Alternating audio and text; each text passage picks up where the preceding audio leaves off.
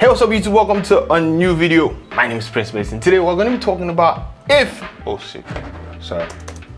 This has to be on so you guys can... Let me just start that again.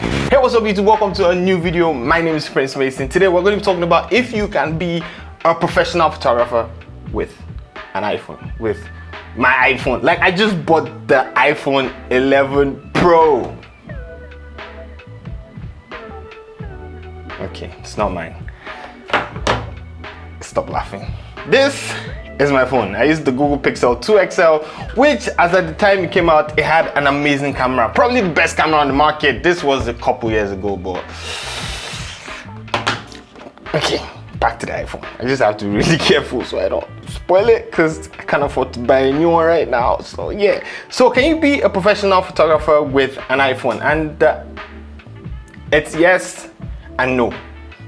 It depends. It depends on what you're doing. So who's a professional? A professional is someone that's making money off something as that person's main paid occupation. So if you are making money from taking pictures with your iPhone, then you're a professional photographer. Like, you guys get it, but does that mean you should get an iPhone to go shoot a wedding or to go and shoot, I don't know, beauty images? No, even though this phone has a wide angle mid-range lens and a telephoto lens, which is kind of crazy how mobile phone cameras have gone, because in the past you could just use your phone to send messages and those things, and right now everything is kind of like photo centric. Like, everything is moving towards photography, you know, like they're showing 4K videos. The new Samsung can shoot 8K videos, even though it's crap. And yeah, you know, you guys get what I'm saying. But the question is, can you be a professional with an iPhone? Professional photographer with an iPhone? And I think you can be. Like I said, a professional is someone that's making money off a certain thing as that person's main paid occupation. So if you're taking pictures with your iPhone, like printing them, selling them, doing things like that, then yes, you're definitely a professional. But do not come to shoot a wedding with an iPhone. Or, you know what, I'm just going to go return this phone before I break it. And we'll continue talking with the old Pixel. So I'm back. Now, can you shoot a wedding with an iPhone? Like I said before, no, you cannot. Yes, technically you can. You can go to a wedding and shoot with your iPhone, but would I advise you do that? No, you have to like use a professional camera where you can, you know, take really nice pictures in RAW, even though you can still do that with an iPhone. But you guys know what I mean, you know, shallow depth of field, all these things that actually make images pro. Like, this cannot shoot at night and you would have extremely, you know, low noise pictures, or pictures that have low noise. What am I saying, Lord? Do you guys get the whole idea? Now we know that you can actually be a professional photographer with an iPhone, but would I advise you go use an iPhone or go out now to go and buy an iPhone over a DSLR? No, and I'm going to go into a few reasons why. Now, do not get it twisted. The iPhone's camera is amazing. Trust me, for what it can do right now, it's just crazy. Look at a few years back, we really could not take pictures that were this good. Mobile phones have actually chased away compact cameras from the market, because instead of going out to get a compact camera right now, you just rather get a mobile phone because the cameras are really that good. But compared to a DSLR, let's get into a few reasons why I personally would not advise you go buy a mobile phone or an iPhone 11 Pro over getting a DSLR. The first thing we're going to talk about is image quality. Now, image quality is definitely not on par when it comes to both systems. The DSLR has a bigger sensor, which is something I was going to talk about, but let's just bring it to you. It has a bigger sensor, and because it has a bigger sensor, the images that come out of that thing, that's DSLR, compared to the iPhone, they are just way better. If you are shooting RAW, then the RAW images have a lot more information in them compared to the RAW images that will come out of the iPhone. And also, when you put the images into your RAW processing software of choice, you'll just be able to move more pixels around, or, you know, just push more information to get the best latitude out of your image when you're using a DSLR over an iPhone 11 Pro or an iPhone or any iPhone that you have. Now, we know the iPhone has 3 lenses. It has a wide lens, it has a medium, nice focal range lens, and it also has a telephoto lens. That's all great, good, amazing, but you just can't compare that to mirrorless or a DSLR system that has interchangeable lenses. Like, with your camera, you can put a lens that is f1.8 or I don't know, 1.2 or f1.0, or you can go crazy and buy the new Nikon lens, which is f0.95. I think that lens is about $8,000 or $7,000. I don't know.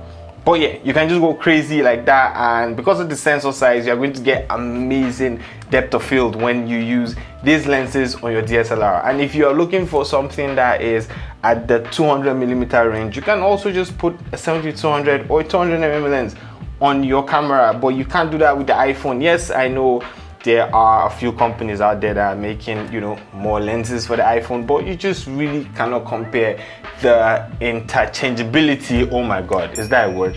I don't know. You just can't compare how you can, you know, switch lenses on a camera to that of the iPhone. And like I said about sensor size, it's just so easy to get this really nice shallow depth of field that looks real with your camera, unlike what the iPhones and phones are giving us nowadays, where they have this digital bokeh that they're adding to your image, and sometimes it just doesn't look real or doesn't look good, and you have a part of the face or part of your subject's body cut off. You just cannot trace the hair very well. The AI is not good enough right now, so you still cannot compare when it comes to image quality. Let me know if you want to see an iPhone 11 Pro versus camera, DSLR, DSLM.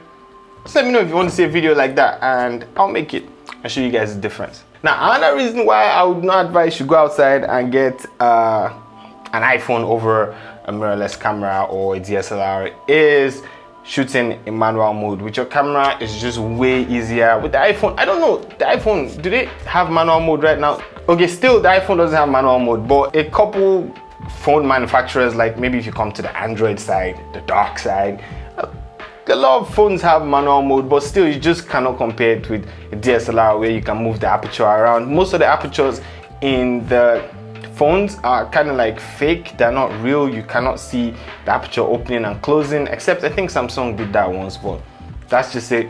But with your camera, the aperture is opening, it's closing, that's on your lens, and it's just way better, easier to use than, you know, going through your screen and trying to find the right aperture and the right ISO and all that. With my camera, it's just click, roll, and you've gotten it. Now, one thing that I know I said in the beginning is, yes, you can be a professional with an iPhone, but will you look professional? No. So imagine going to a client's house and you want to shoot a portrait of the family and you're pulling out an iPhone.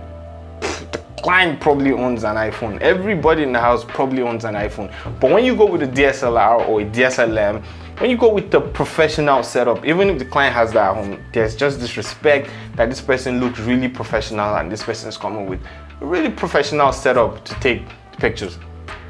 You might be looking at me weird right now, like, yeah, is it being serious? But yeah, you just have to look professional all the time. Going out with an iPhone saying you're a professional photographer, unfortunately, it does not look professional.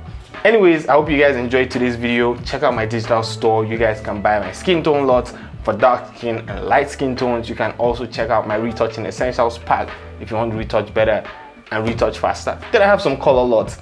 I have some freebies, free frequency separation action, and also I have some raw files that you can download and use to practice. Anyways, thank you so much for watching today's video. I'll see you guys in the next one. Have an amazing day. Peace.